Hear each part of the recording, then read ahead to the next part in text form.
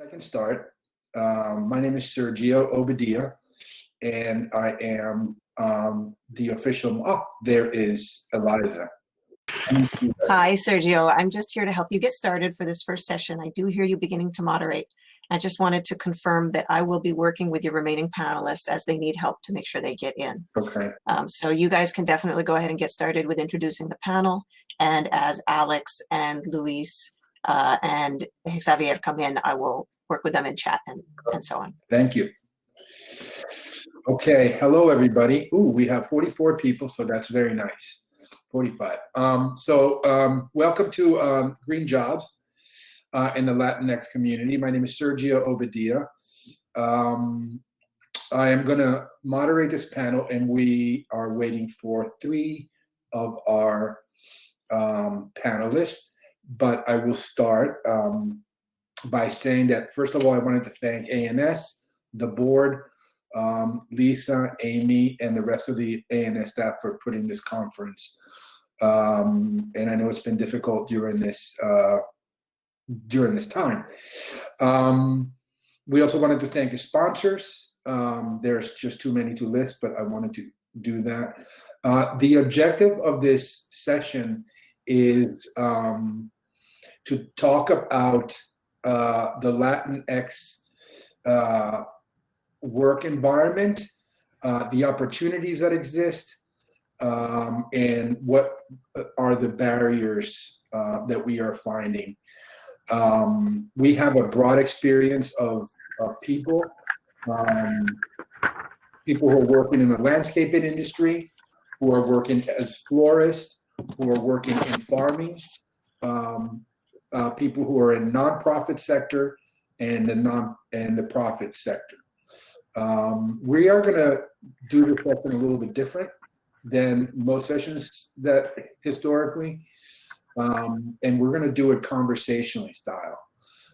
So I'm going to introduce myself and talk a little bit about my experience and the opportunities that I see and challenges, and then I'll pass it on to a couple of the panelists. So again, my name is Sergio Obadiah. I was born in Venezuela and did my schooling in the US. I went back to Venezuela and have had several careers. But in 2001, I moved to DC to start a career in the renewable industry. And I got into the solar industry and have spent 20 years between the solar and the construction industry, mostly doing residential remodeling. I see that Latinos have do about 70% of the work in the field, but there is not so much of a representation in the management of the in the business end of it. So I would like to have a conversation about that.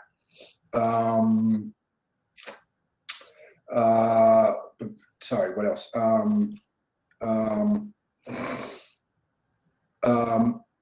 I have also taken an interest specifically on ANS. I learned about ANS at the conference last year, and I was very happy with what they've done and their efforts.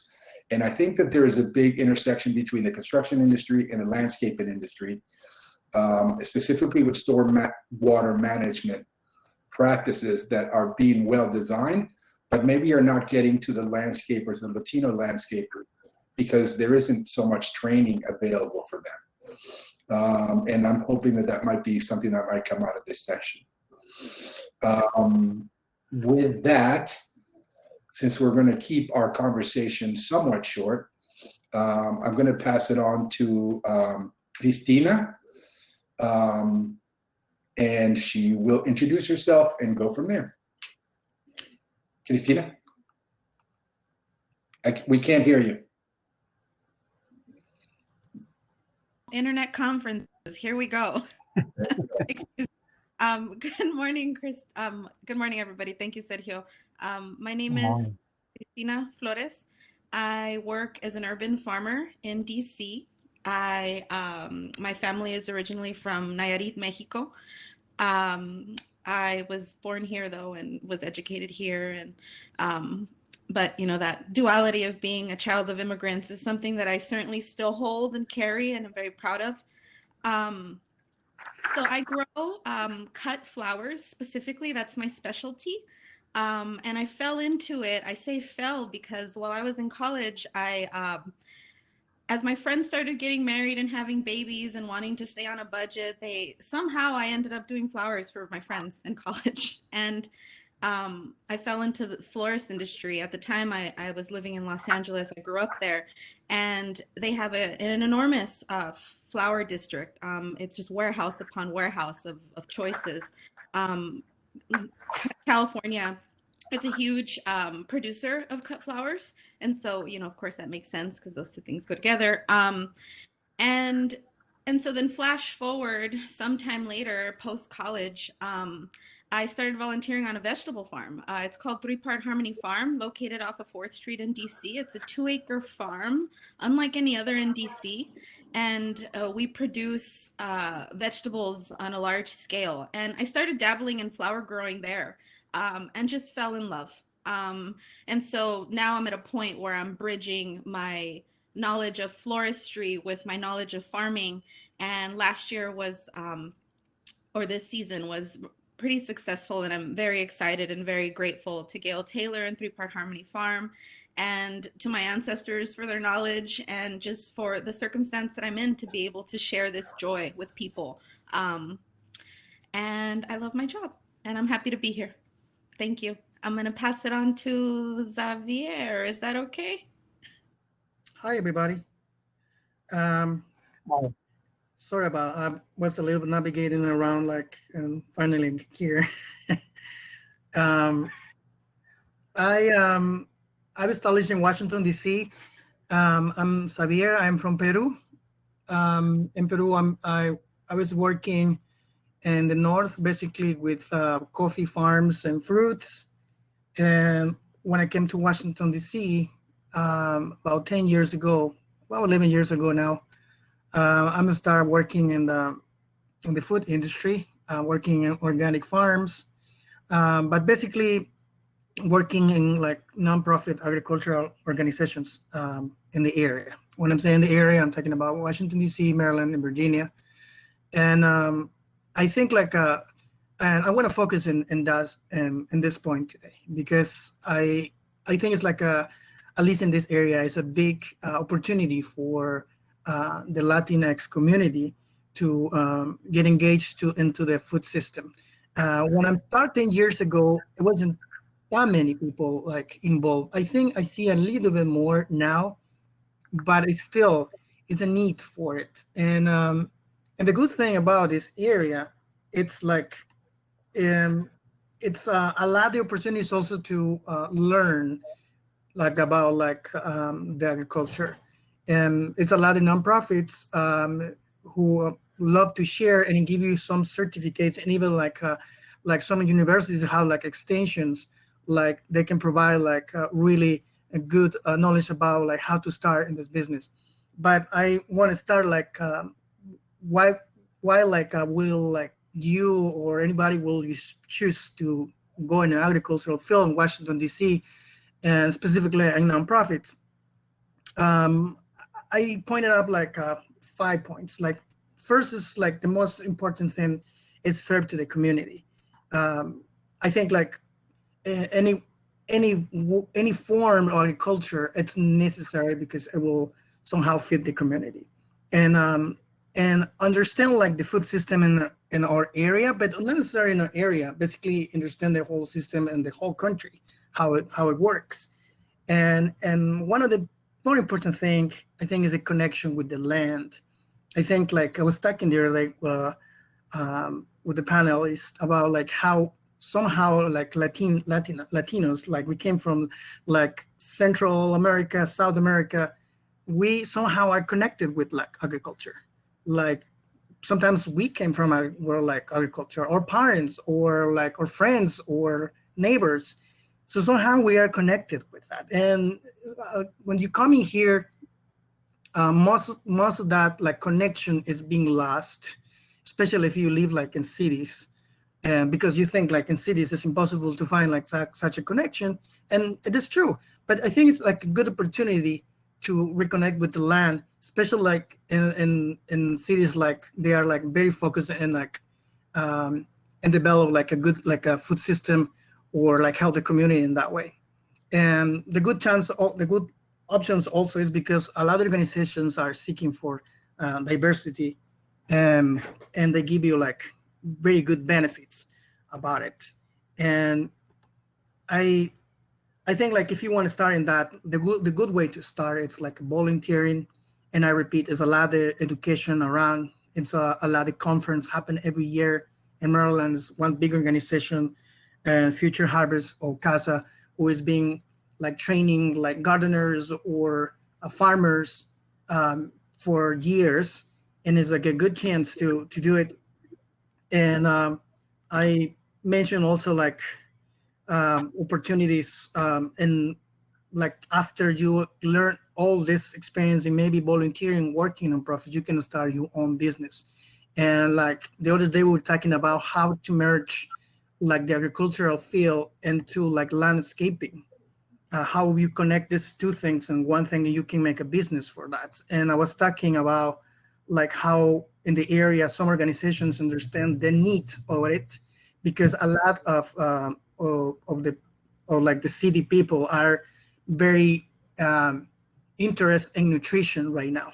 So if you combine like the nutrition and the health with like landscaping, I think you can have like a really a nice combination. I think like was one company, I don't know if you hear about this company, but it's pretty much emerged these two fields, and the name is like Love and Carrot. Like they've been basically design and maintain like gardens and in different parts of the Washington D.C., Maryland, and Virginia, and they doing a really good job, and they are success because they understood like right now besides like the landscaping field is a need for nutrition and also an education, because a lot like all this family wants to share with their kids, for example, about like how the food it's growing. They also need that connection. So I think it's very important to explore all these like ideas about how we can merge both like fields. And I don't know how much time I have it. Right now I'm working in the National Arboretum. I work in a nonprofit. The name is Washington Youth Garden. And I think like what we doing here, it's actually that. Like we trying to mix both sides, like in a like nonprofit way. So serve the community, like donate, like with food donations, but also practicing a lot of landscaping and helping some like low-income communities around DC to build some gardens, and also some low-income schools around like southeast and northeast to help them to build the gardens. I'll have 1 minute. Oh, or you can go ahead and introduce Luis when you're done. And well, let's all I have to say we can just talk about it, but now like it's like happy to pass to Luis to hear what I say. Thank you, guys. All right, thank you. Do you hear me? Everybody can hear me well? Oh, great. Okay. My name is Luis Alfonso. That's my last name with Z. I'm born in Venezuela. And I'm a horticulturist and manager in the Arboretum and Botanical Garden here at the University of Maryland in College Park. I would like to thank you first for the opportunity, and I would like to talk about the importance to have the right attitude in this and all the job, the right attitude, and to get education, to get training, and to get a mentor. So, you know, to be a mentor for the Latino in the green jobs. We need to motivate the people.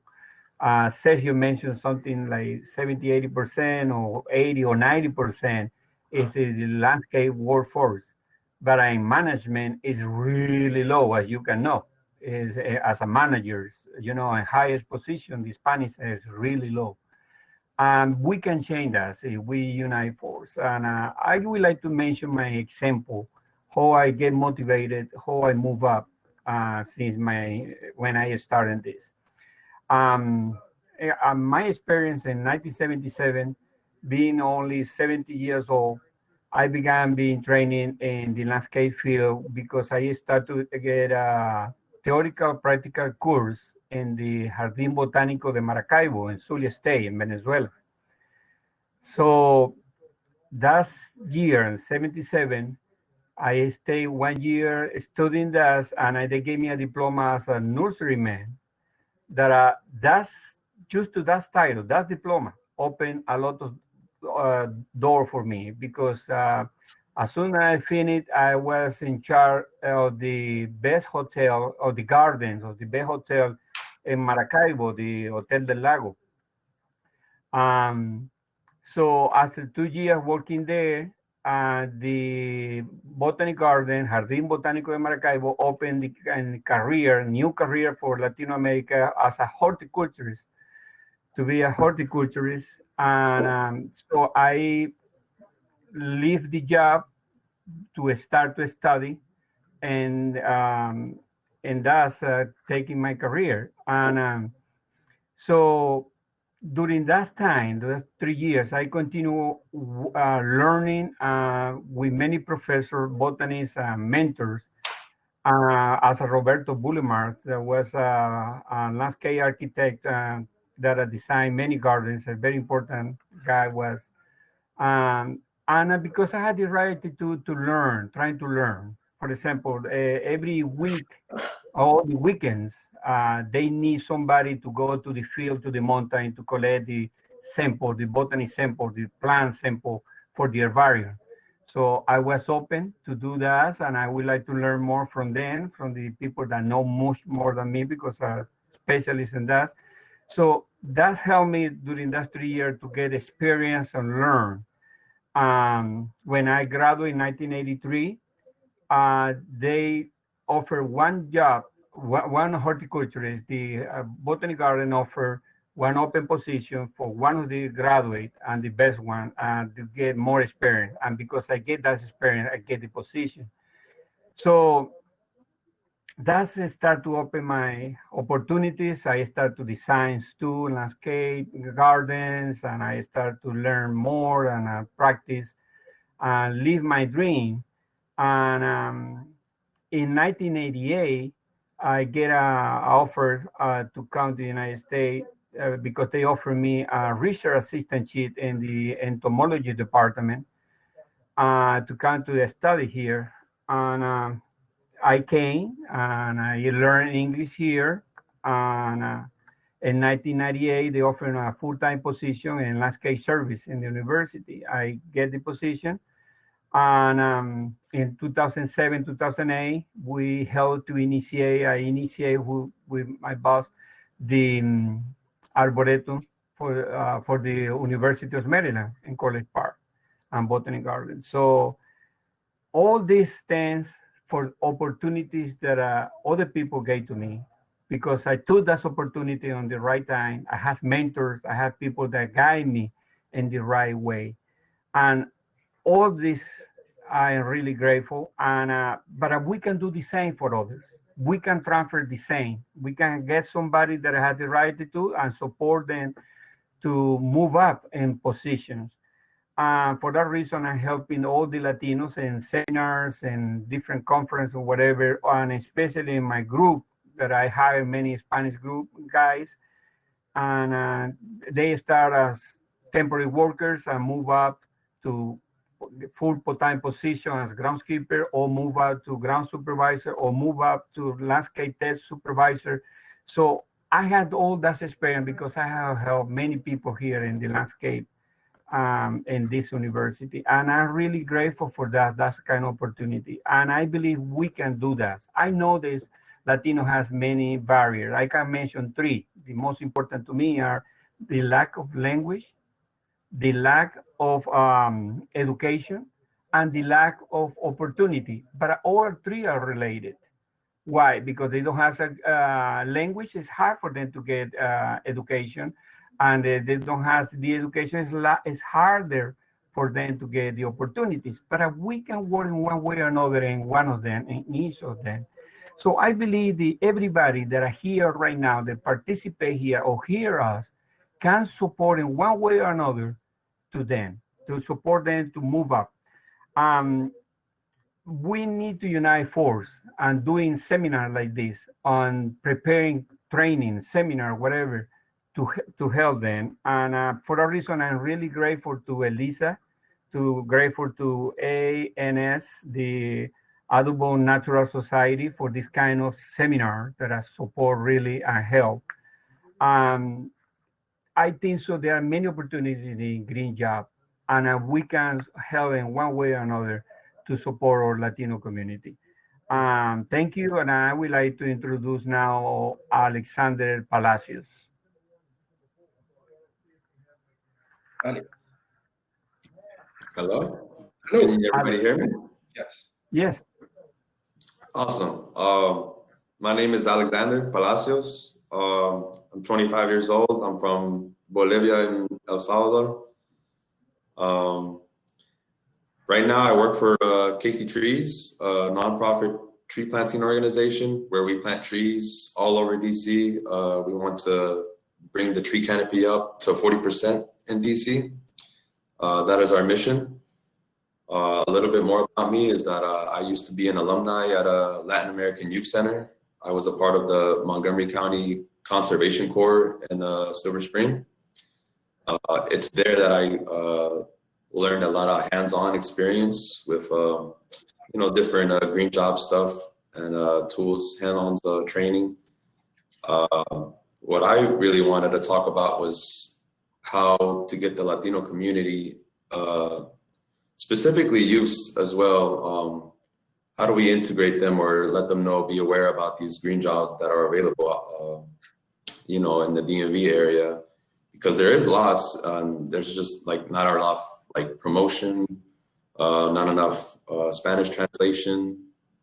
So I always thought about ways how to bring that to other people. So I thought about other ways, which were some ways that I kind of went through. One example would be the way how I integrated into the Latin American Youth Center. Latin American Youth Center kind of integrates all youths from ages from 18 to 24 to help you explore those options and get into the green jobs industries. I got in there and got my diploma and worked to get some certifications, which helped me get the job that I have now. It's been 3 years since I've gotten this job at Casey Trees. I'm proud to say that LAYC has helped me out a lot, and being able to adapt and learn and continue learning even now with all the experiences I have. I believe that if there were like more Spanish kind of translations on different job opportunities, posts like on the different websites, even on social media too, like Facebook and Instagram and all this other stuff that people use. It's really easy to kind of like have their own profiles and just post up the job opportunities there. Yeah, I also believe that that we need to not just the youths, but any other Latino that's maybe older than 24 and still looking to get into this kind of industry. If that was a different thing than Latin American Youth Center, then I think that's the kind of way we should go into helping bring that community up by promoting that a lot more, because a lot of the times I see job opportunities and none of it is really in English, and post-this applications, there's no real second slide to say that this is also in English for you. And also I want to encourage anyone that wants to look for any green jobs to go ahead and like ask away, call and show up, make it you want the job. At Casey Trees for the past 3 years, I was the only Latino employee in my department. Today, I am the longest tenured employee in my department. Just recently, we hired a Latino person about 2 months ago, and he doesn't know any English, but he came to the office and he asked our director about a job, and my director managed to tell him how to do an application online, and then he can set him up with an interview. And he did all that, and he got his interview, and now he works with us. And he has basic good landscaping experience like Luis. And I think that's helped him a lot in being able to adapt and integrate into our crew, because he's doing really well now. And I encourage that for anyone else that's has those same backgrounds, because I'm sure a lot of us in the Latino community have good experience in construction or landscaping. So things in this nature kind of help you adapt and jump straight into jobs like the one I have with tree planting, because it's not that far off. But yeah, I think that's kind of what I wanted to say. Okay. Good. Thanks, Alex. Thanks, everybody. So I want to continue the chat, but there was a question that I wanted to answer, and I'm looking it up, from Roseanne Skirble, if I'm pronouncing that right. Roseanne, sorry. She says, Sergio, you mentioned that Latinos are 70% engaged in the jobs, but not in management. What is going to take to change that? And what is being done to change that? How do immigration issues complicate the problem? Well, I don't want to address the immigration issue, because I think that's in this session, because I think that's a longer conversation. I think the issue of management is I think it can be easily solved. I think the infrastructure, for example, Montgomery Community College has some courses. The question is getting people to those courses, promoting them, and maybe partially having some Latino instructors, because I think a lot of what hinders some people to start their business is the whole concept of contracts, companies, and then marketing.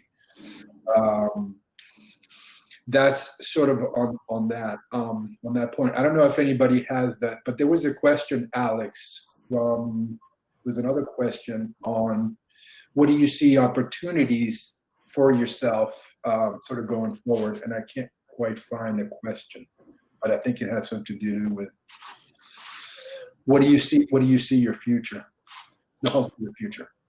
Where do you see your career moving? Right. I see my career moving into more tree work. I love this this tree work that I've been doing this past couple of years. So I'm looking into more getting MAC ISA Arborist certified in the future soon, which I think once I get that Arborist certification, I think it'll open the doors to more opportunities to do some tree climbing, big tree removals, big things of that nature, maybe with the National Park Service or Rock Creek Park. I'd also like to go back to LAYC and do some work with them too, but those are kind of like my things I'd like to do. Good. Okay. Luis, you want to talk about that?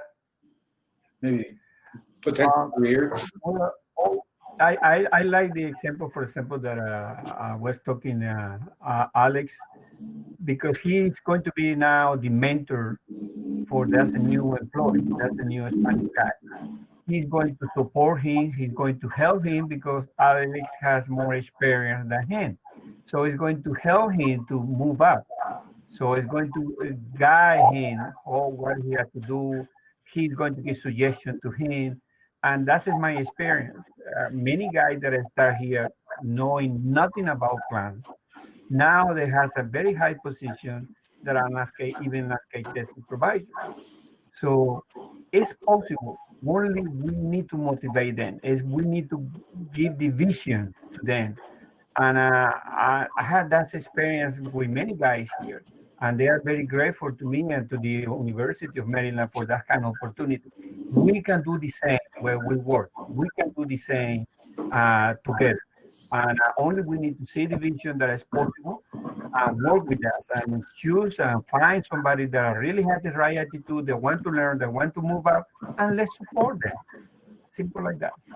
Hey, if I can chime in, I do believe strongly that outreach and language access has to happen like together.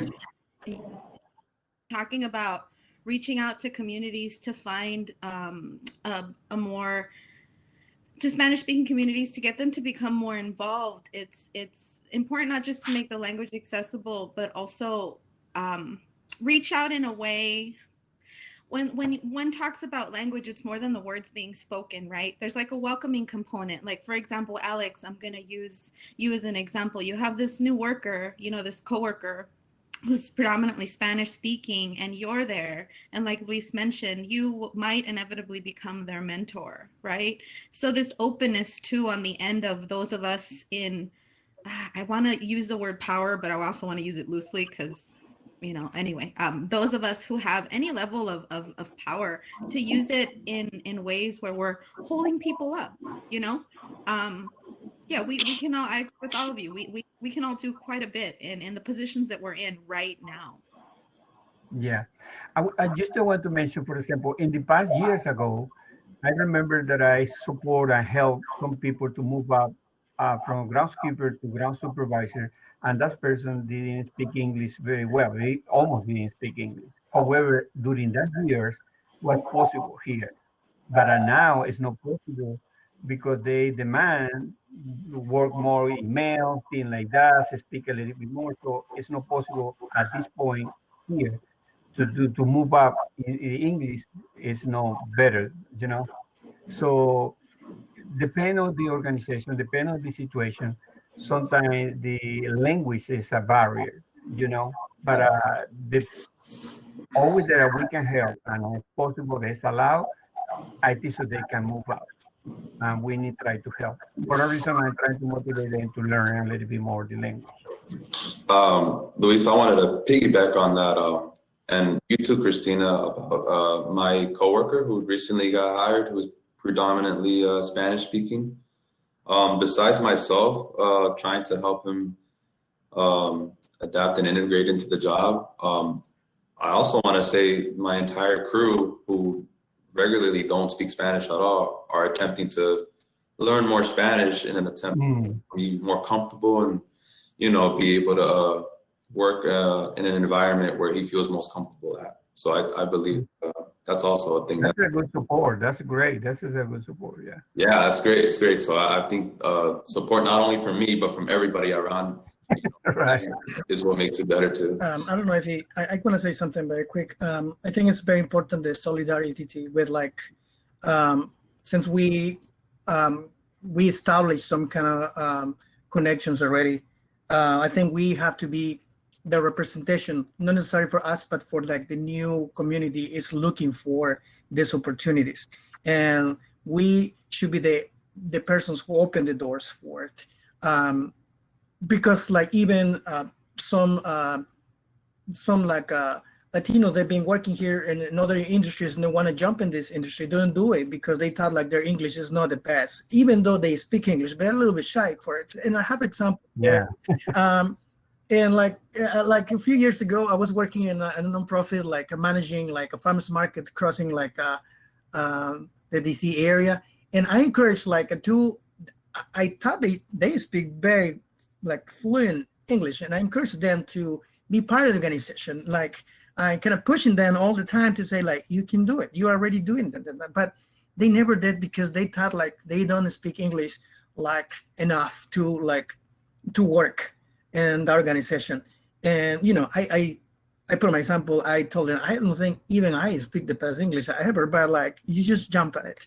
What I'm trying to say is just as we have these chances to be in these organizations. I think it's we have to be the people who can use mentoring and open the doors for it, because they are Yes. they are kind of not desperate, but they're looking for other opportunities, and we have to be the persons who open the doors for them. Right. That's the idea. And when I think about my job on the day to day and how much I actually speak, like how many words I actually say, it's not many. The work, once you learn to do the job and often that knowledge is already there and you're doing that work, you can spend hours not saying a word, Right. planting, just weeding, just, so there's opportunity in silence too, one could say, I just wanted to point that out. No, it's good. No, That's interesting. When we were preparing, this is for the whole conference, when we were preparing for this session, we actually went into a more Zen part of the work and how wonderful it is to reconnect and how many Latinos have gotten away from that. But this conversation is going another direction.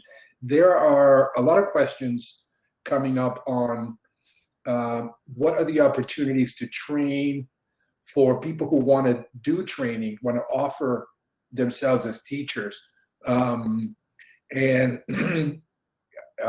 don't know who can talk about that. And what would be the suggestions for creating a successful mentorship program?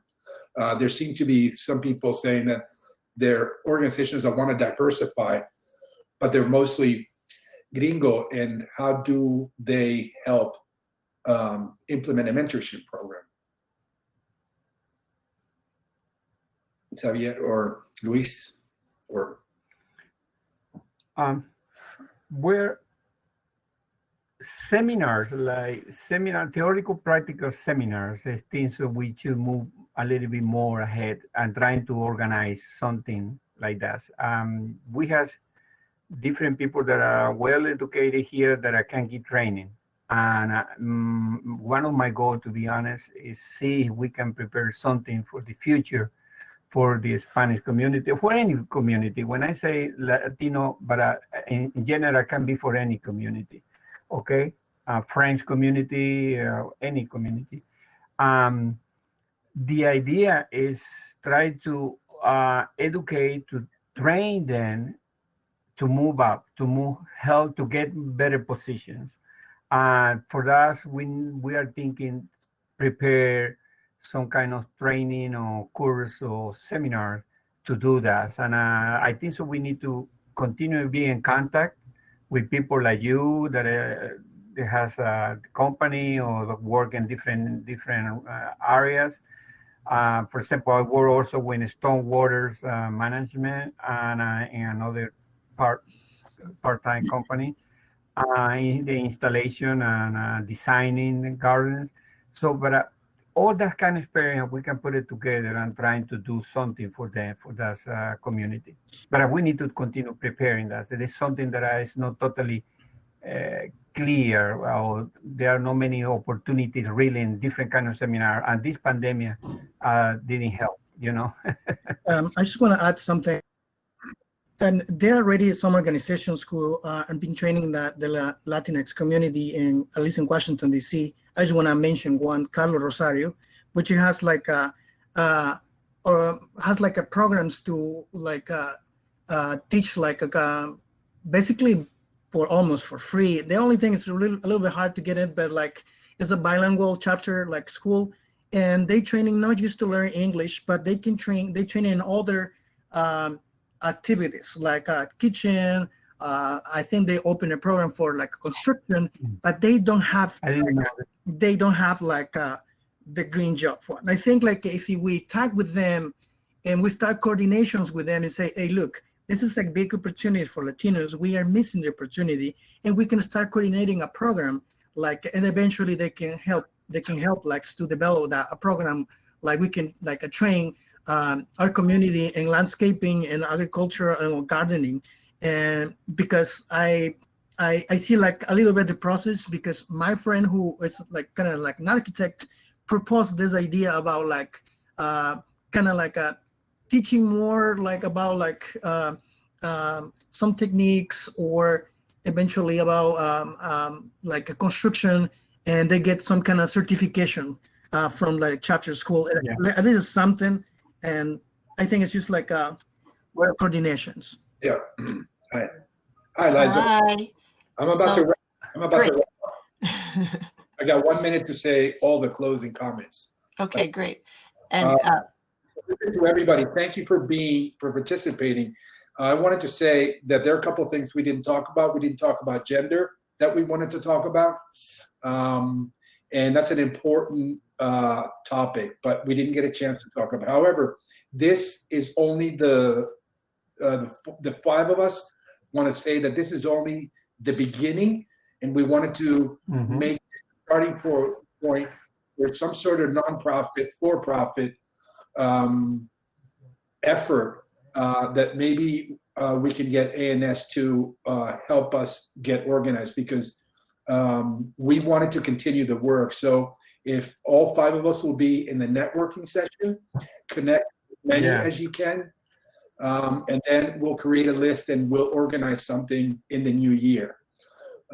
Thank you, everybody. Right. Bye. Thank you, everybody. thank you everyone so much. And please, before you go, just head over to polls on the right-hand side and please fill out our feedback poll 1 through 5, just to give us a quick hit of feedback, and you'll be asked at the end of the day to fill out a longer form. But thank you all so much. And thank you, panelists. You guys did great. Eliza, one last question. Can this conversation be printed? We have recorded the entire session and we'll make the video available, and we can probably get the automatic captions put on through YouTube. So in that way it can be printed. Because So people gave some good info on the. Oh, the chat. Yes, we will have the chat saved. Everything is saved. Great. Yeah. Thanks. Yeah. Thank you all so much. Thank you. Please make sure you take that feedback form. See you at networking. Yep. And then now you have a break, and networking and the expo are open. So please go ahead and take some minutes to meet other people, visit the sponsor booths, and do take our feedback poll before you leave. Thanks, guys. Thank you. Thanks, everybody. Thank you.